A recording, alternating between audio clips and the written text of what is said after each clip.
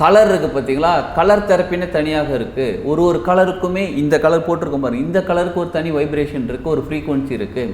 Red colour, ஊதா colour, எல்லா கலருக்குமே ஒரு வைப்ரேஷன் இருக்குது. கலர் மட்டும் இல்லைங்க, சவுண்டுக்கு ஒரு வைப்ரேஷன் இருக்குது. பணம் கஷ்டமாக இருக்குன்னா பணம் எனக்கு கஷ்டத்தை கொடுக்கக்கூடியதாக இருக்கிறது. பிரபஞ்சத்தோட லாங்குவேஜ் இதுதாங்க. நம்ம பேசுகிறது பணம் உங்களுக்கு என்ன வேணும், பணம் வேணும், அதுதானே. பணம் வேணும்னு நினைங்க, பணம் கிடச்சிக்கிட்டு இருக்குன்னு நினைங்க. அதை விட்டுட்டு பணம் எனக்கு கஷ்டமாக இருக்குது, பணம் பிரச்சனை இருக்குது, திரும்ப அதான பெருமை. இதில் சுகர் வச்சுருக்கு பெருமை. எனக்கு பார்டரில் இருக்குப்பா, இன்னொருத்தர் சொல்ல எனக்கு ஹை லெவலில் இருக்குப்பா. இதெல்லாம் அந்த அங்கே என்ன திரும்ப ஃப்ரீக்குவன்சி க்ரியேட் பண்ணுறாங்க, நோயின்ற ஃப்ரீக்குவன்சியை க்ரியேட் பண்ணிக்கிட்டே இருக்காங்க. அதுவும் பர்டிகுலர் அந்த சுகர் பிபிலாம் இருக்குது பாருங்கள், நோயின்ற ஃப்ரீக்குவன்சியை க்ரியேட் பண்ணிக்கிட்டே இருக்காங்க. இதை பற்றி ஏன் பேசுகிறீங்க? எதை பற்றி நாம் அதிகமாக பேசிக்கிறோமோ, எதை நாம சிந்திக்கிறோமோ அதுதான் நமக்கு திரும்ப கிடச்சிட்டு இருக்கு. நமக்கு எது வேணும், ஆரோக்கியம் வேணும், ஆரோக்கியத்தை பற்றி தான் பேசணும், ஆரோக்கியத்தை பற்றி தான் சிந்திக்கணும். இப்போ நிறைய பேர் என்ன சொல்லுவாங்க தெரியுங்களா, எனக்கு பணம் கஷ்டமாக இருக்குங்க, பணமே எனக்கு பிரச்சனையாக இருக்குங்க, பணம் பிரச்சனையாக இருக்குங்க, பணம் எவ்வளோ சம்பாதிச்சாலும் நிற்க மாட்டேங்க அப்படிம்பாங்க பார்த்தீங்களா. அப்போ என்ன தெரியுமா அர்த்தம்? பணம் கஷ்டமாக இருக்குது, பணம் பிரச்சனையாக இருக்குன்னா என்ன அர்த்தங்க? இப்போ நான் ஒரு மொபைல் யூஸ் பண்ணுறேன், மொபைல் எனக்கு சரியாக ஒர்க் ஆகலை, சரிங்களா. அப்போ பிரச்சனை பண்ணுது, மொபைல் எங்கிட்ட சரியாக ஒர்க் ஆகல, பிரச்சனை. டிவி வச்சுருக்கேன், டிவி சரியாக ஒர்க் ஆகல, பிரச்சனை பண்ணுது. அப்போ சரியில்லைன்னா அது பிரச்சனை பண்ணுதுன்னு அர்த்தம். அப்போ நமக்கு தேவையான்னு கேட்டால் வேணான்னு அர்த்தம். இப்போ பிரச்சனை பண்ணக்கூடிய டிவி வேண்டாம், பிரச்சனை பண்ணக்கூடிய மொபைல் வேண்டாம் அப்படின்னா பணம் பிரச்சனையாக இருக்குதுன்னா என்ன தெரியுமா அர்த்தம்? பணம் எனக்கு வேண்டான்னு அர்த்தம். வாழ்க வளமுடன். Healing hands education healing centre தங்கள் அன்புடன் வரவேற்கிறது. இந்த பதிவில் நம்ம தெரிஞ்சுக்க போகிறது ஒரு ஃப்ரீக்குவன்சி எப்படி நம்மளை அஃபெக்ட் பண்ணுது, ஆர் நம்மக்கிட்ட க்ரியேட் ஆகக்கூடிய ஃப்ரீக்குவன்சி எப்படி நமக்கு தேவையான விஷயங்களை அட்ராக்ட் பண்ணி கொண்டு வருது, ஆர் நமக்கு தேவையில்லாத விஷயங்கள் எப்படி அட்ராக்ட் பண்ணி கொண்டு வருது. இதை தான் நம்ம தெரிஞ்சுக்க போகிறோம். ஃப்ரீக்குவன்சினா முதல்ல என்னென்னு தெரிஞ்சுக்கிறீங்களா? நம்ம கிட்டேருந்து, அதை நம்ம கிட்டேருந்து இல்லைங்க, ஃப்ரீக்குவன்சினாலே ஒரு அதிர்வலைகள், தொடர்ந்து உருவாகக்கூடிய அதிர்வலைகள். அந்த அதிர்வலைகள் அலைந்து ஒரு வைப்ரேஷனை க்ரியேட் பண்ணி, ஒரு வைப்ரேஷன் மூலிமா ஃப்ரீக்குவன்சி க்ரியேட் ஆகி போய் நமக்கு எது தேவையோ. இப்போ உதாரணத்துக்கு ஒரு கம்பி இருக்குது, அதை அப்படியே வைப்ரேட் பண்ணி விடுறோம், டிங்கடி சத்தம் போடுறோம் பாருங்கள், அது ஒரு வைப்ரேட் ஆகி சவுண்ட் ஒன்று க்ரியேட் ஆகுது பாருங்கள், அப்படியே ஃப்ரீக்குவன்சி அப்படியே அலையாக போயிட்டு அந்த எவ்வளோ தூரத்துக்கு எந்த சவுண்டுக்கு எந்த அளவுக்கு அழுத்தமாக நம்ம தூண்டி விட்டோமோ அந்த அளவுக்கு அப்படியே தூண்டி அப்படியே எவ்வளோ தூரம் ட்ராவல் ஆகுது அவ்வளோ தூரம் ட்ராவல் ஆகுது. இது வெறும் கம்பியில் மட்டும் கிடையாதுங்க, பல விஷயங்கள் இருக்குது. கலர் இருக்குது பார்த்தீங்களா, கலர் தெரப்பின்னு தனியாக இருக்குது. ஒரு கலருக்குமே இந்த கலர் போட்டிருக்கோம் பாருங்கள், இந்த கலருக்கு ஒரு தனி வைப்ரேஷன் இருக்குது, ஒரு ஃப்ரீக்குவன்சி இருக்குது. ரெட் கலர், ஊதா கலர், எல்லா கலருக்குமே ஒரு வைப்ரேஷன் இருக்குது. கலர் மட்டும் இல்லைங்க, சவுண்டுக்கு ஒரு வைப்ரேஷன் இருக்குது. இப்போ உதாரணத்துக்கு ஒரு நல்ல பாடல் கேட்குறீங்க, அருமையான பாடல் கேட்குறீங்க, நல்ல மியூசிக் இருக்குது, சூப்பராக இருக்குது, ஆஹா ஜாலியாக இருக்குது, மனசுக்குள்ளே ஒரு சந்தோஷம் பிறக்குது. அது எப்படிங்க ஒரு மியூசிக் கேட்டால் எப்படிங்க மனசுக்குள்ளே சந்தோஷம் பிறக்குது? பாடல் வரிகள் மட்டும் சொல்லலாம், மியூசிக் கேட்டாலே சொல்கிறேன்.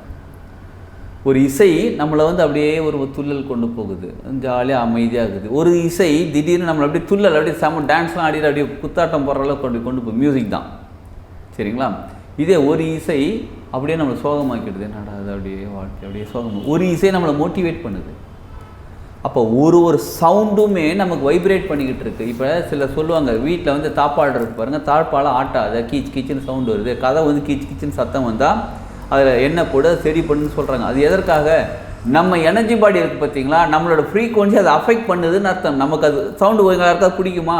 இப்போ ஒரு இரும்பு டேபிளுக்கு நவுத்துறீங்க, கிரேச்சின்னு சவுண்டு வருது, உங்களுக்கு ஜாலியாக இருக்கும், செம்ம சவுண்டாக இருக்குன்னு சொல்லுவீங்களா? இன்னும் எரிச்சலாக இருக்குது, ஒரு மாதிரி எரிச்சலாக இருக்குது சவுண்டு. நம்மளுடைய ஃப்ரீக்குவன்சியை அந்த ஃப்ரீக்குவன்சி அஃபெக்ட் பண்ணும்போது நமது மைண்டு பிரெயினில் ஒரு வேவ்ஸ் க்ரியேட் ஆகி அதை நமக்கு பிடிக்காமல் நம்ம உடம்பு வேறு மாதிரி மாற்றி விடுது.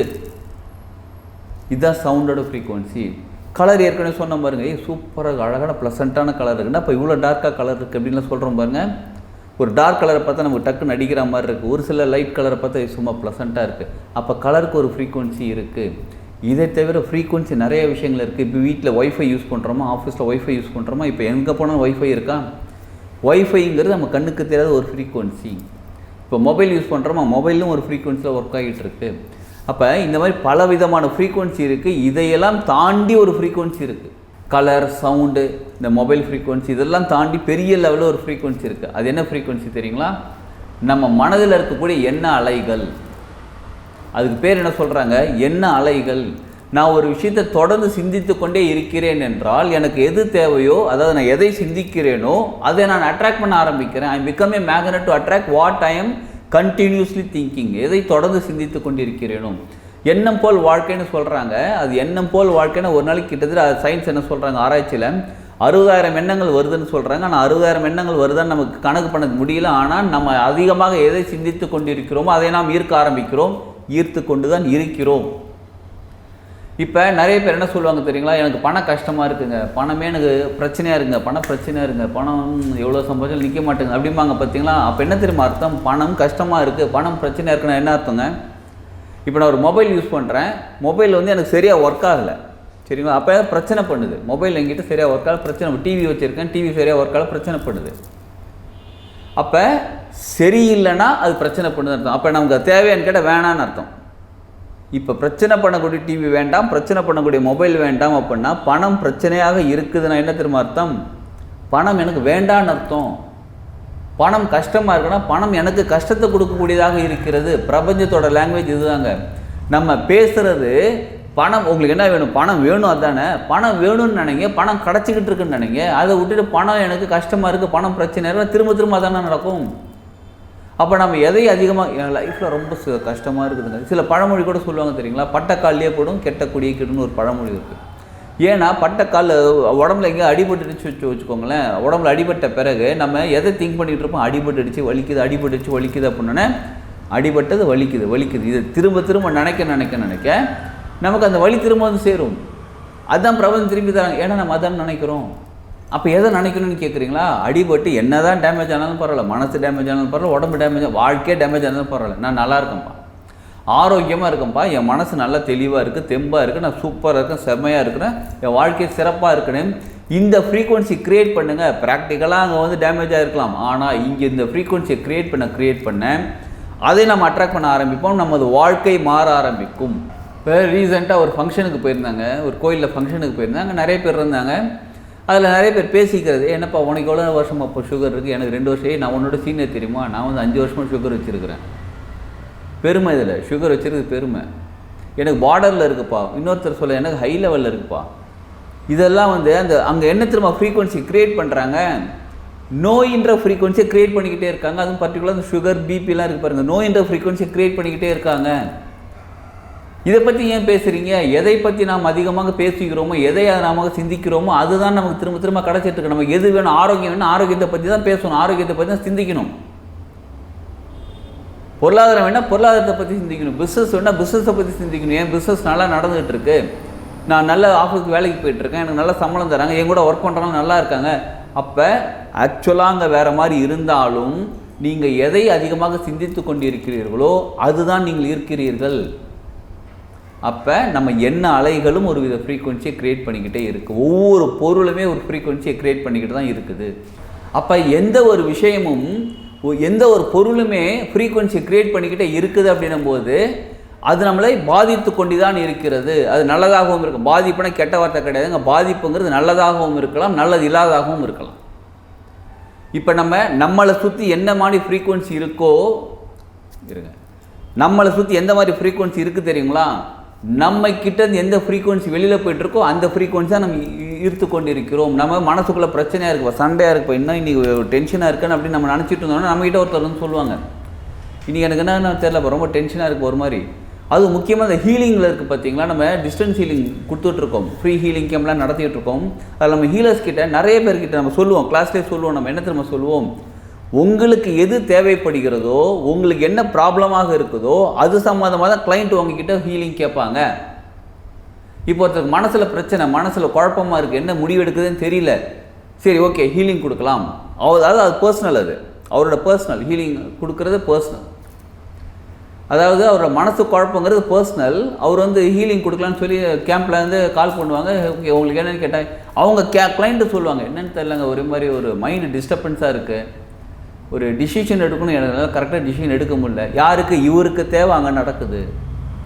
இப்போ இவர் வந்து அவங்க ஹீலிங் கொடுப்பாங்களா? ஹீலிங்கில் சூப்பரான ஒரு விஷயம் தெரியுங்களா, நான் இப்போ ஒருத்தவங்க ஹீலிங் கொடுக்குறேன் அப்படின்னா முதல்ல எனக்கு எனர்ஜி வந்து சேரும். என் மூலியமாக ஹீலிங் நடக்கிறதா, அப்போ முதல்ல எனக்கு வந்து சேரும், நான் என் மூலியமாக அவங்களுக்கு போய் சேரும். இப்போ யாருக்கு ப்ராப்ளம் சால்வ் ஆகும்னு கேட்டால் ஃபஸ்ட்டு நமக்கு தான் சால்வ் ஆகும். இப்போ ரேக்கி இந்த மாதிரி விஷயங்கள்லாம் கற்றுக்கிட்டு அதில் ஹீலிங் கொடுக்க முதல்ல நம்ம வாழ்க்கை உயர ஆரம்பிக்கும். ஏன்னா நம்ம நல்லா இருந்தால் மற்றவங்களுக்கு ஹீலிங் கொடுக்க முடியும். இதுவும் ஒரு வித ஃப்ரீக்குவன்சி தான். எல்லாமே ஃப்ரீக்குவென்சி ஒரு வைப்ரேஷன் கிரியேட் பண்ணிக்கிட்டு தான் இருக்குது. இது மனிதர்களால் உருவாக்கப்பட்ட நம்ம எண்ணங்களால் நம்ம சிந்தனைகளால் உருவாகக்கூடிய ஃப்ரீக்குவென்சி இது. இதே மாதிரி பல பொருட்களும் இருக்குது. இந்த ஃப்ரீக்குவென்சி சரியாக இருந்தால் நமக்கு வாழ்க்கைக்கு எது வேணுமோ அது நமக்கு கிடைக்கும். நமது எண்ண அலைகள் எப்பயுமே சமமாக இருக்க வேண்டும். ரொம்ப நல்லதாகிடுச்சா ரொம்ப சந்தோஷமாக அப்படியே குதிச்சுக்கிட்டு பண்ண வேண்டாம். ரொம்ப கம்மியாகிடுச்சா ரொம்ப டவுன் ஆகிடுச்சா அதுவும் பண்ண வேண்டாம். எப்பயுமே சமமாக வைத்து கொண்டிருங்கள்.